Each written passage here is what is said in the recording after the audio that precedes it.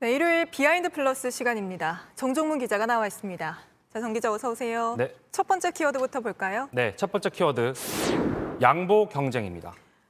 요즘 양보를 경쟁하는 야권 두 후보 이야기군요. 네, 그렇습니다. 오늘 오세훈 국민의힘 서울시장 후보 그리고 안철수 국민의당 서울시장 후보가 이 단일화 여론조사 방식까지 최종 합의를 했습니다. 그런데 그 과정에서 서로 양보를 하겠다고 이렇게 나섰죠. 직접 한번 들어보시겠습니다. 제게 불리하고 불합리하더라도 단일화를 조속히 이룰 수만 있다면 감수하겠습니다. 제가 양보하고 안철수 후보 측의 요구를 전격 수용하는 결정을 하려고 합니다.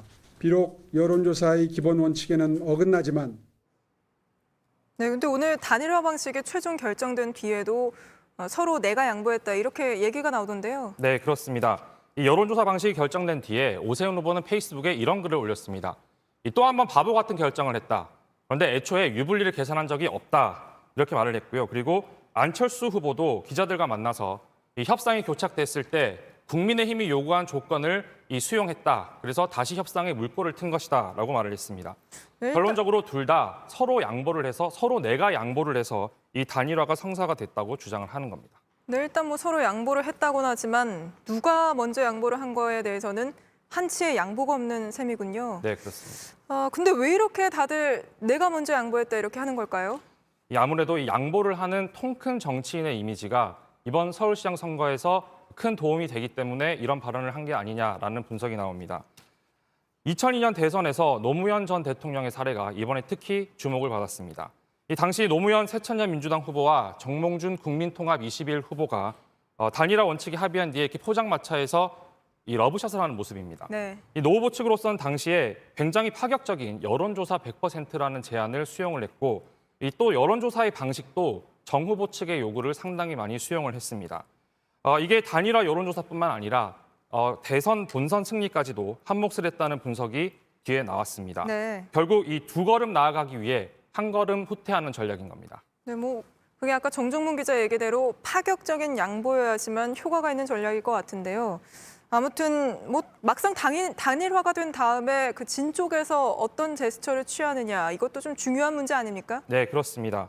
이 당시 정몽준 후보 측이 이 대선 전날 밤 10시에 이 노무현 후보 지지를 철회를 했죠. 네. 그런데 노무현 후보가 집 앞까지 찾아가서 기다리는 모습이 오히려 유권자들의 마음을 움직였다는 평가를 받았습니다. 하지만 이때 기다리던 노 후보를 만나지 않았던 정 후보는 이후에 다시 대선 후보가 되지 못했습니다. 네. 단일화 이후 어떤 행보를 보이느냐가 중요한 대목입니다. 지금까지는 오 후보, 안 후보 모두 내 선거처럼 돕겠다, 내 선거처럼 뛰겠다라고 얘기를 하고 있는데 실제로 단일화가 성사된 이후에 어떤 모습을 보일지는 지켜봐야겠습니다. 네, 알겠습니다. 바로 다음 키워드 가볼까요? 네, 다음 키워드 지지층 먼저입니다.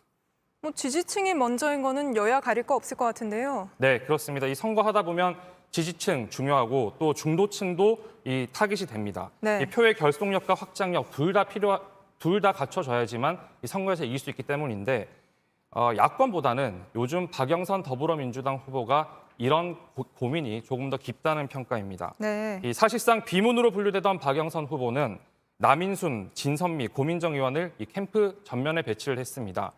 그런데 친문 인사들로 이 지지층을 모으기 위한 해석이 나왔는데 박원순 전 시장 사건의 2차 가해 논란이 일자 캠프에서 다들 빠졌습니다. 네. 그런데 얼마 전에는 이 박 후보가 유튜브에서 한 발언이 논란이 됐습니다. 이런 발언을 했는데요.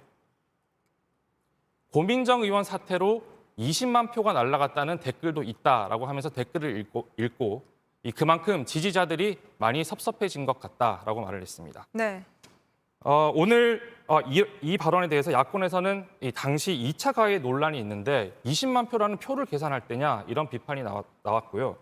여기에 대해서 박 후보는 오늘 기자들을 만나서 이 댓글을 읽은 건데 내가 말한 것처럼 공격하는 건 정치적 음해라고 받아쳤습니다. 네, 그러니까 뭐 본인 의사가 아니라 그 유튜브 댓글을 읽은 것뿐인데 공격을 받고 있다 이렇게 얘기했다는 거군요. 네, 그렇습니다. 야당에서는 왜 하필 그런 댓글을 읽었냐라는 비판을 제기한 건데 이 민주당 그리고 캠프 안에서는 어떻게 보면 지지층에도 호소를 해야 되고 그리고 중도층도 무시할 수 없기 때문에 약간 메시지가 섞이게 된 거 아니냐 이런 해석이 나왔습니다. 네. 캠프 핵심 관계자들이 물었습니다. 그랬더니 이 피해 여성에 대한 사과 입장은 당연히 변함이 없지만 지지층 결집도 현재로서는 굉장히 중요한 문제라고 말을 했습니다. 그렇다 보니 유튜브에서는 지지층에 조금 더 가까운 발언이 섞여서 나올 수도 있다는 겁니다. 네, 알겠습니다. 여기까지 듣겠습니다. 정정문 기자였습니다.